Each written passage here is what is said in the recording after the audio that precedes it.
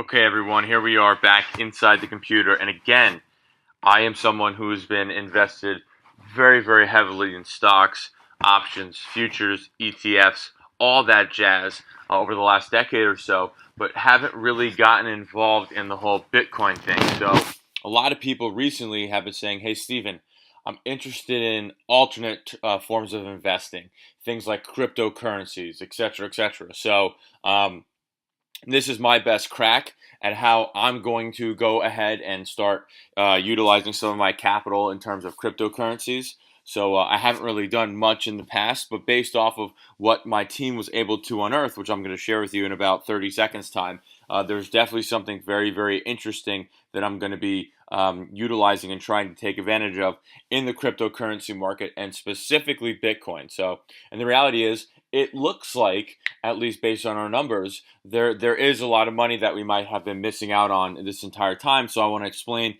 exactly when that time is and exactly how you could take advantage of it. So how I make money with Bitcoin. And remember, up until this point, I've just been stocks, options, ETFs, futures, etc., etc. I know a lot of people that I'm friends with, a lot of people around me, a lot of people in the investment community have been interested in Bitcoin. This I have had my interest peaked, but never have been sold so hard in terms of, hey, this is definitely something I'm interested in doing, and you're going to see why in just a second here. So obviously, a lot of people making a lot of money, some people losing a ton of money, but a lot of people making a lot of money. So you know, I'm a capitalist. We're all capitalists. We all want to make the most amount of money humanly possible. So, was I missing out something with Bitcoin? So, what I did was I had my team, like I do with all of my stocks, futures, ETFs positions, is I have my team go out there, crunch the numbers, and present to me what the optimal strategies or optimal times are going to be to own anything, whether it be stocks, options,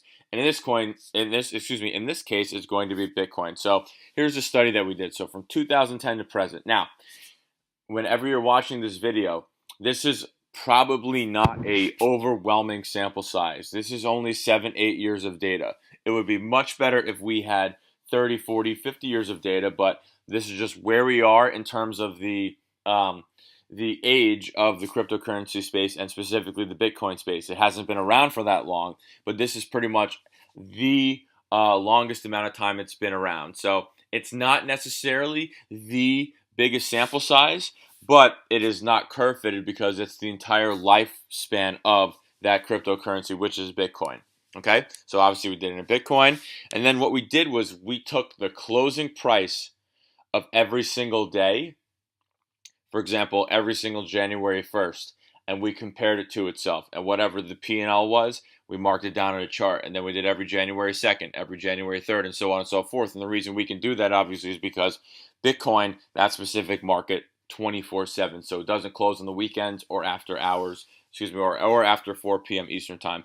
And when you break down each day and compare each day against itself, that is like a seasonal chart. So that's what we're looking at here.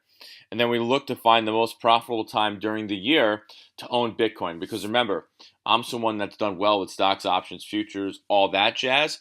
I never did any of the cryptocurrency stuff, just kind of dabbled in it a little bit. But now I'm more interested in Bitcoin.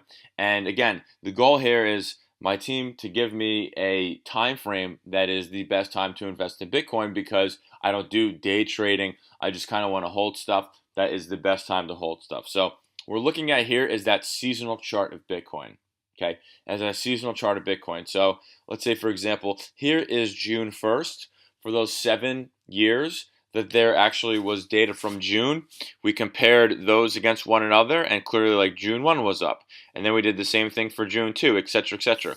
So these are all the days of the year, January 1st through December 31st, compared against one another in a chart form. Now, this chart is great. It is slightly misleading because there's trend involved. So what we like to do is we look at it without trends, where the starting point of the chart is the same as the ending point of the chart. So we can really visualize as investors and traders. We can really visualize where the trends actually are. So we can see obviously there is a big sell-off. It's not that big of a sell-off. It's kind of over-exaggerated here from usually right at the beginning of June to the beginning of October, and there's a run up here from October to the beginning of December. So what we have found was October 7th to December 15th, which is kind of this section that we're highlighting here. For my all intents and purposes, this is about a 2-month period, about 46 days or whatever it is. For all intents and purposes, this is the time frame that I am going to be investing in Bitcoin from now on. Now, a lot of people are saying, well, why not April to June? In 2010 or 2011, I forget which year it is, there was a 2,500% return in Bitcoin in this time. So it completely skews everything. The most consistently profitable time over the last 7-8 years has been this October 7th to December 15 or so, or whatever those dates are. I might have them a little bit messed up right now. But that has been the time that has been the most consistently profitable according to our data. Yeah, so it's October 7th to December 15th. And you can see the average return over that time is about 94%. So we've had 255%. We've had 500%, we've had 4%, we've had 14%, we've had 25%, and we had one loss in there. So don't worry too much about the total profit. Obviously, it changes as the price of the coin or the cryptocurrency changes, but in terms of profitability, that's kind of more apples to apples comparison. As we can see, over that 7-8 year period, we only had one loser. We've had a lot of winners in there, and that's really, really great. But again, very, very important to note, this is not a giant sample size, okay? This is not a giant sample size. However, this is as big of a sample size as we can actually get. So again, the dates are October 7th to December 15th.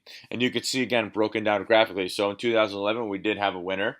That was a 25% loss. So obviously the P&L swings in Bitcoin are much, much larger, at least have been in the past. Who knows what it's going to be in the future, but they have been in the past. We saw large percentage gains, but at least the majority of the time we did see a gain period, which is probably good enough for me to move forward with investments in Bitcoin during those time frames, which again, October 7th to December 15th. So if you want to go ahead and take advantage of this like I will be doing, well, first of all, you're going to have to open up an account that allows you to invest or trade Bitcoin. What you're going to do is you're going to buy October 7th and then you're going to sell December 15th.